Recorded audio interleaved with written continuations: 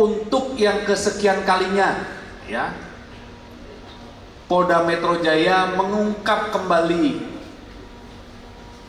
perdagangan konten pornografi, baik berupa gambar, berupa video, yang dipasarkan melalui sebuah akun medsos, kemudian membernya diarahkan di sana, kemudian join ke dalam grup medsos, yang akhirnya pelaku mendapat keuntungan.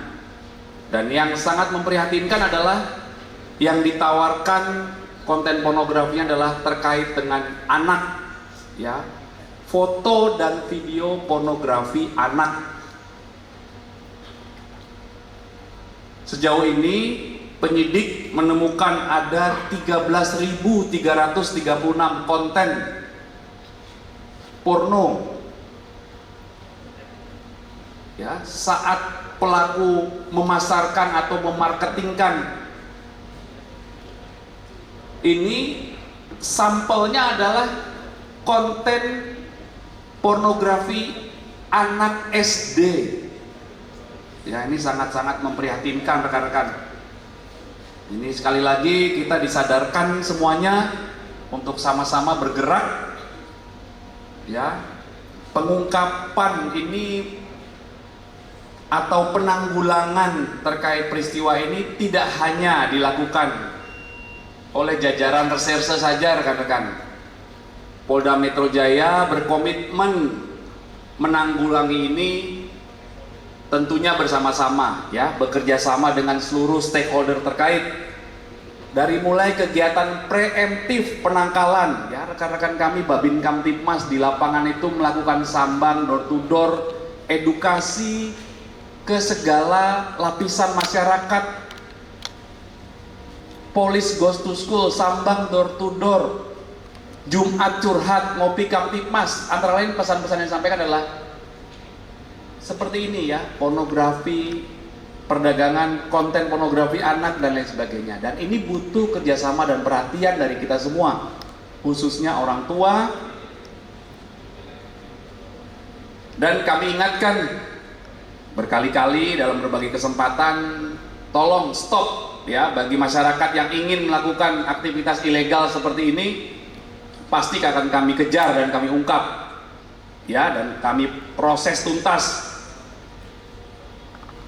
Ya, ini sangat-sangat memprihatinkan peristiwa ini. Selanjutnya nanti kami persilakan Pak Kasubdit untuk menjelaskan secara rinci proses pengungkapan dan detail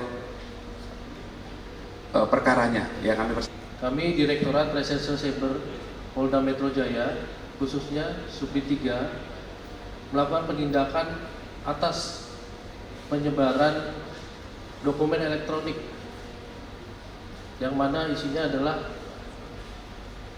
melanggar kesusilaan, di mana modus operandinya adalah jual beli konten pornografi.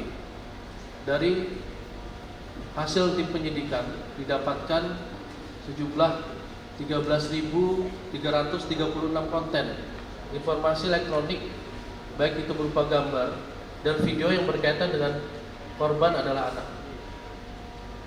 Ya, untuk perkara ini sendiri berawal dari patroli cyber, di mana dilakukan patroli cyber, kemudian pada tanggal 31 Januari dilakukan penangkapan terhadap tersangka inisial CSA, yaitu dilakukan penangkapan di daerah Karawang dengan barang bukti yang kami dapatkan 3 buah device handphone yang dimana memang dipergunakan untuk melakukan kegiatan jual beli konten pornografi ini.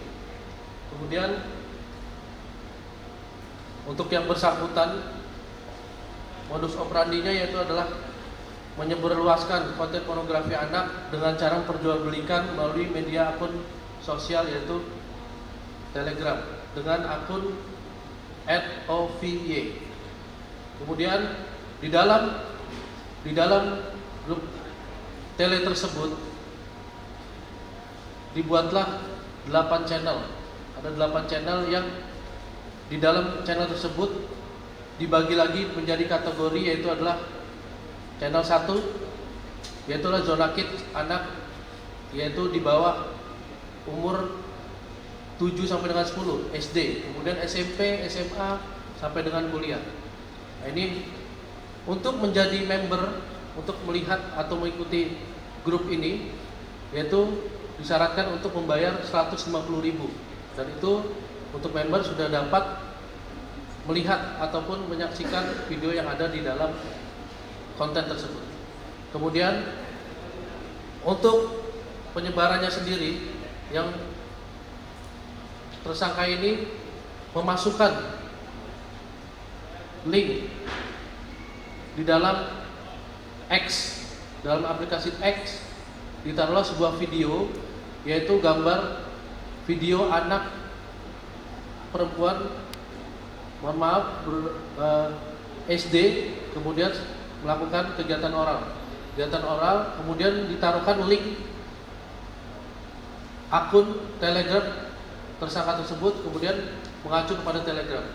Nah, disitulah nanti yang akan menjadi member akan berkomunikasi, kemudian dengan persyaratan tadi membayar 150.000. Jika sudah membayar, baik itu melalui e-wallet maupun rekening, setelah membayar maka dapat mengakses ke 8 channel tersebut untuk dilakukan baik itu menonton dan menyaksikan. Dan jika membayarkan 100.000 lagi, maka jika akun tersebut terbanet, maka akan dikirimkan link yang baru. Jadi jika 100.000 dia diberikan, ditambahkan, maka jika akun utama terbanet akan dikirimkan link kembali dan dapat menyaksikan kembali. Tapi jika tidak itu, maka terbanet tidak bisa menyaksikan kembali.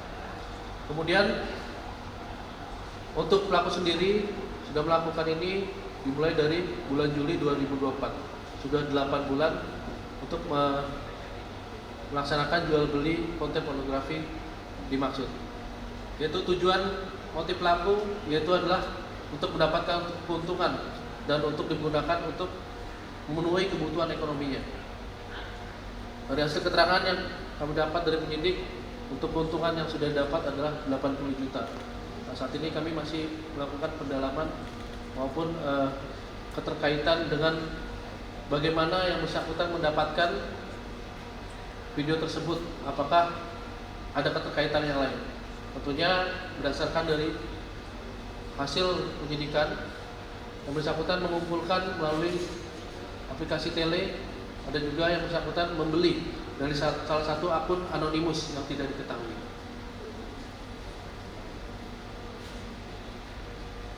Nah, untuk itu kami juga menekankan kepada para keluarga yang memiliki anak di rumah, tentunya jika mana memang ada kekerasan ataupun hal-hal yang menyimpang terhadap anak, untuk anaknya menjadi sahabat bagi anak, perlu diketahui, karena tentunya kami coba untuk mengungkap korban. Tentunya kami sudah berusaha untuk melihat dari face record test ini, masih kami kembangkan korban-korban mana saja yang anak yang memang dapat kami ungkap lebih dalam. Tentunya peran dari keluarga untuk melakukan himbauan kepada anak-anaknya jangan sampai dimanfaatkan oleh predator online ini, baik itu di dunia maya, jangan sampai menjadi alat yang memang anak digunakan sebagai predator seksual di dunia maya. Untuk itu pesan kami. Kemudian juga ada hal-hal yang terkait dengan pornografi anak. Diperhatikan lagi, saat ini banyak sekali modus operandi yang menggrooming anak-anak melalui game, kemudian di-grooming, kemudian melakukan chat melalui akun WA, beralih kemudian untuk melakukan kegiatan-kegiatan yang kesusilaan yang diharapkan oleh si grooming tersebut.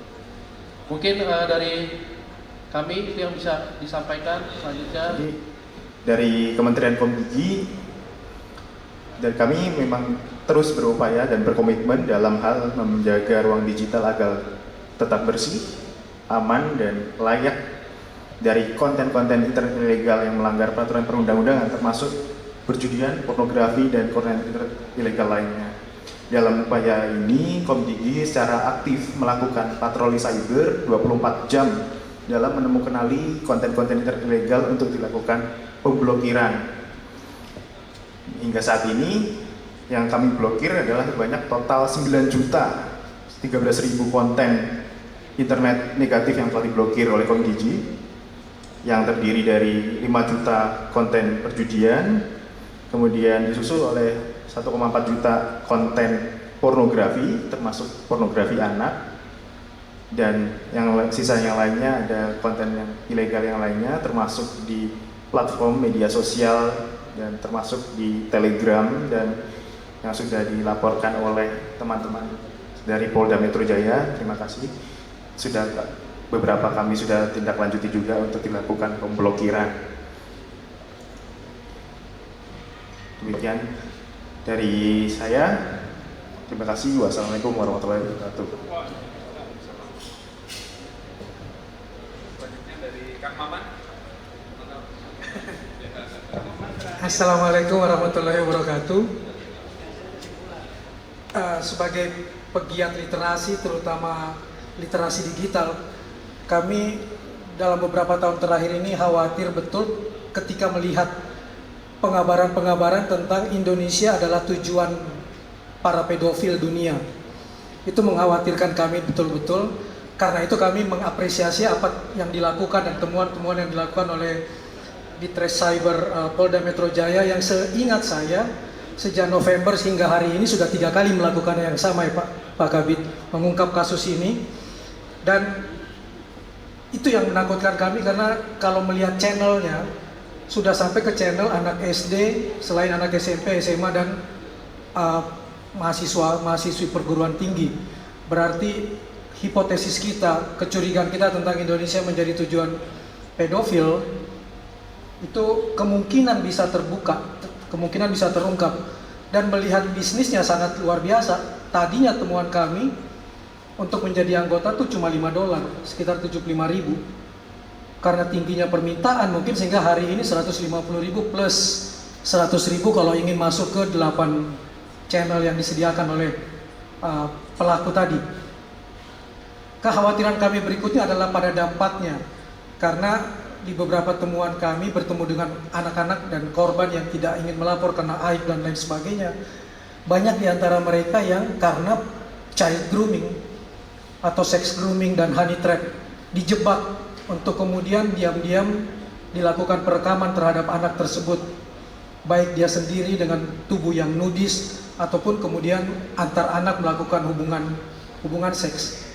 Saya tidak bisa membayangkan anak SD dan lain sebagainya di video-video ini juga melakukan hal yang sama. Tidak cuma di child grooming untuk tampil sendiri dalam keadaan nudis, tapi juga ada yang berpasangan, bahkan ada yang satu orientasi seksual yang sama.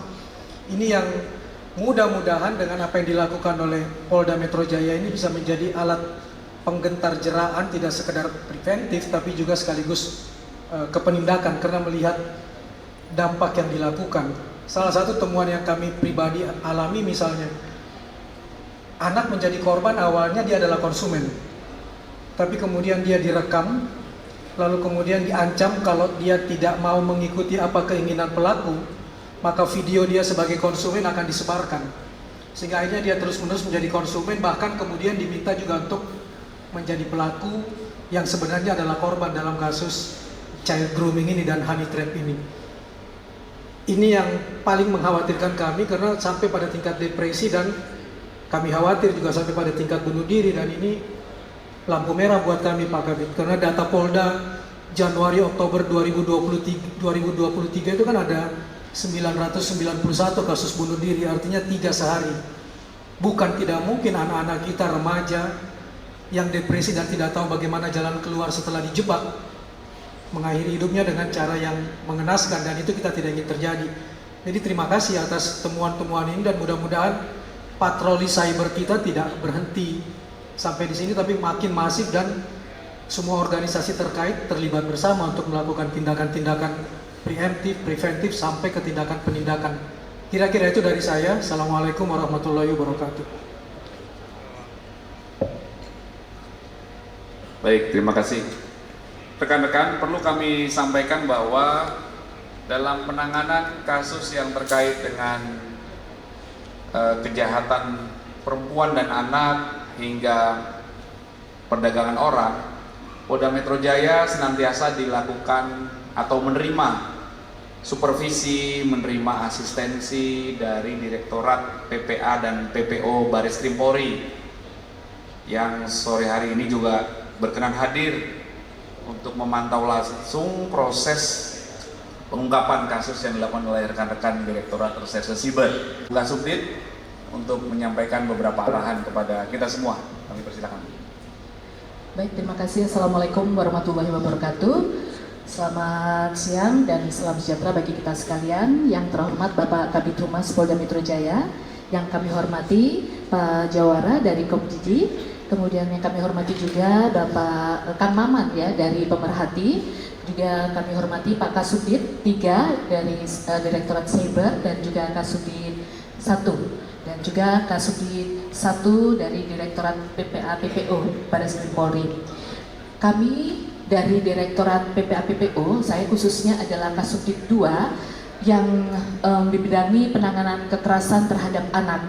Saya di sini adalah mewakili Ibu Direktur Tindak Pidana Pelindungan Perempuan dan Anak dan juga Pemberantasan Perdagangan Orang. Tentunya kami mengapresiasi atas upaya dan kinerja daripada Direktorat Cyber Polda Metro Jaya yang telah berhasil mengungkap kasus penyebaran dokumen elektronik yang memiliki konten atau muatan pornografi anak.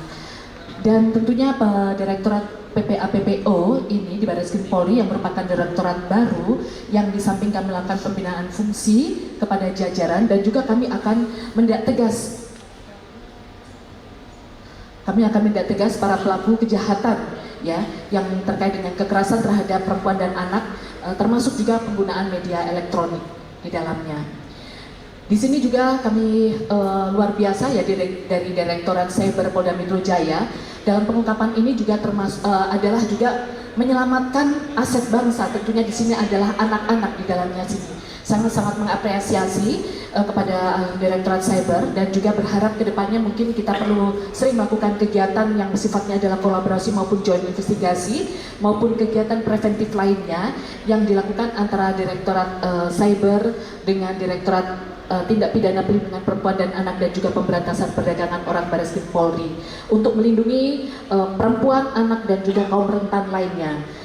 Dan mungkin juga di sini karena ini anak-anak juga ya tadi disampaikan oleh Bapak Kabid Humas dan juga Pak Kasubdit dan juga dari Komisi dan juga dari Pemerhati Anak, bahwa anak-anak ini juga bisa menjadi pelaku ataupun bisa menjadi korban. Dan mungkin di sini juga kami ingin memberikan tip kepada para orang tua ya tentunya terkait dengan anak-anak agar anak-anaknya itu terhindar dari terpapar terkait dengan pornografi. Di sini kami akan memberikan tip berupa katapel. Ya, mungkin kita sering melihat katapel sering digunakan anak.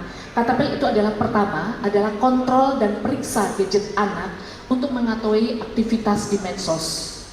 Yang kedua, E-nya adalah empati. Ya, kepada anak untuk tumbuh kembang kedekatan emosional. Tadi disampaikan ya, perlu kita adalah harus care terhadap anak. Ya, kemudian kita sabar dan luangkan waktu untuk mendengarkan keluhan dan juga membuka rahasia yang disembunyikan oleh anak. Tentunya orang tua harus dekat dengan anak. Kemudian yang ketiga juga kita terapkan disiplin kepada anak khususnya ya, kepada keluarga kita untuk berkomitmen terhadap aturan-aturan dalam penggunaan gadget. Dan keempat adalah A-nya adalah amankan bukti ya.